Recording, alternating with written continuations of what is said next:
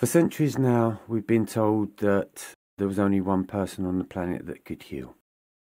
We were told for centuries that there was only one way to get into the kingdom of heaven. We was taught only one way to get into the kingdom of God. And throughout the centuries, us, the lesser being, have believed ourselves to be of a lower standard. And the reason being is because somebody already raised the bar. What Jesus was really saying was, be me. If you can be like me, then you can speak like me. You will feel like me. You will see like me.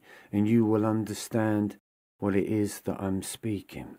Speaking from the soul and speaking from the human programming are two entirely different things. Jesus spoke with love. So in the Be Me process, what is love? Love is a naturalness. So somewhere along the line, Jesus had a naturalness to the gift of who his soul was and why he came to the planet and took on the establishment. In today's modern language, it's about finding the true self. It's about feeling the true self. And it's about being the true self. I'm sure many spiritual masters have gone on their quest in finding their true self. They search here, they search there. I done the same thing. I was looking for this feeling of mine that just felt comfortable, a feeling of feeling at home. So you're trying to find yourself. You're trying to find yourself amongst your human emotions. You're trying to find yourself in life. You're trying to find yourself a job. You're trying to find yourself as a mature human being. So we're always trying to find something about ourselves. Then we have feeling the true self. Feeling the true self. What does that actually mean? And it's very difficult to be able to feel the true self when it is filled with the human emotions. You will never get to the truth of your feeling, your ultimate authentic feeling of the soul, until your emotions are understood. And then there's being. Being. Be me. Being a be me is when you've understood the first part of life, which is just human. You just do human things. The second part of your life is that you start to feel a lot of things about what's happening in your material life. They can be good feelings, they can be bad feelings, or there is a point in the journey when you turn around and say, I'm so broken, I need healing. I'm so lost, I need healing. So feeling the true self is discovering the self-love. It's self-discovery. Beamism is self-discovery. To be me was a self-discovery. And through trying to discover me, which meant, well, what was my ultimate perception of who I am? The biggest question on the planet is, who am I? Who am I? It's a tough one, isn't it? Don't go tell that to the doctors. So trying to discover more than what you already are. Now, we try to discover who we are on the outside of ourselves. But when you want to truly discover yourself, this is where you begin the channeling of your soul. Now, in depression, you're there because you're communicating with the soul.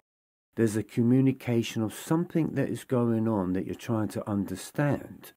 And so therefore, you go through this process of feeling like you just can't work something out, but you know that there seems to be something that needs to be worked out.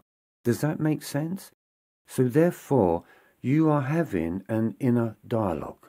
Now you have to understand this. In trying to find the true self and to feel the true self is an inner dialogue to the true journey in. And this is where the power is. It's the gift. I don't like the word power, but you know what I'm saying.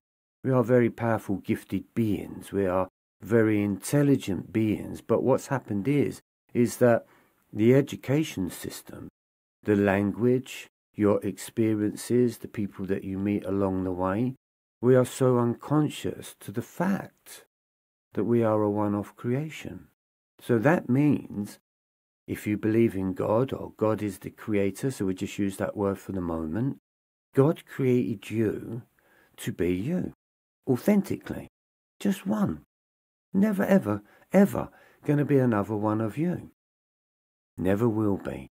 But then we have to ask ourselves, if that was a priceless work of art, let's say a painting, and we all know how much money paintings go for, so let's take the Mona Lisa. It's worth a lot of money. It's just a canvas. It's just a piece of wood, and it's got paint on it of a portrait that nobody seems to understand who it is.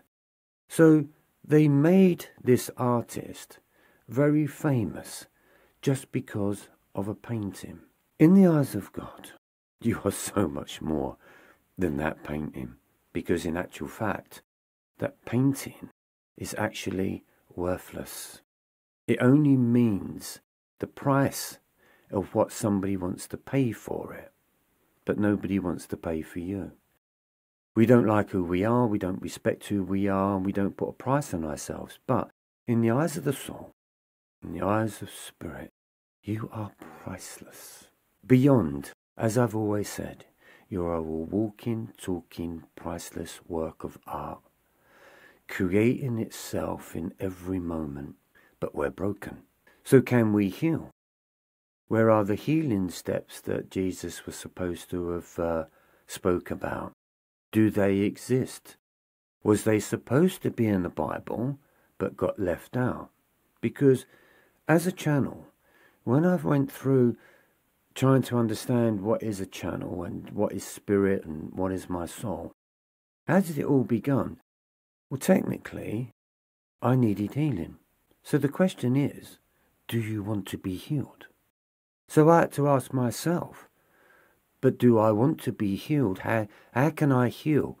It's impossible.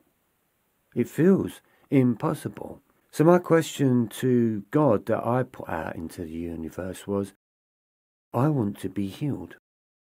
I'm in so much pain. Heal me. Heal me now. Create one of them miracles so I can just feel healed. Well, that never happened. But what did happen is I did receive a message. And that message was all about empowering me to understand that pure creation, God's intelligence, is within me. What needed to happen was I needed to understand the broken human. I needed to understand how did I become so broken. So it was a process of being able to heal. So I received the messages. I got them in words. And this is how the Be Me started to formulate itself. So in one part of the message, I might have gotten the message that says, balance your emotions, which then interprets me balancing my emotions. That was an important gift because it was true. For me to feel good about myself, then surely I would need to balance my emotions to feel good about myself. And if I could feel good about myself, surely that's what everybody wants, isn't it? Surely if you could be healed to make yourself feel good, would that be enough? Would that be your wealth? Would you feel satisfied that that was the answer to the gift of your life? So by me understanding this message of balance my emotions, it became an important gift. And it's a gift that affects you from within. So I had to learn 3 words, balance my emotions. I had to see if they worked. And when they worked, I got the next part of the code. And the next part of the code was be my expression. So it was all about expressing myself. How was I expressing myself? Could I heal myself in the way that I'm expressing myself? So self-healing, self-discovery can happen You can transform when you stop being a human being. I bring the program of Be Me. It's a new software, but it's an old software, and it's right under your nose because you're looking at it every single day.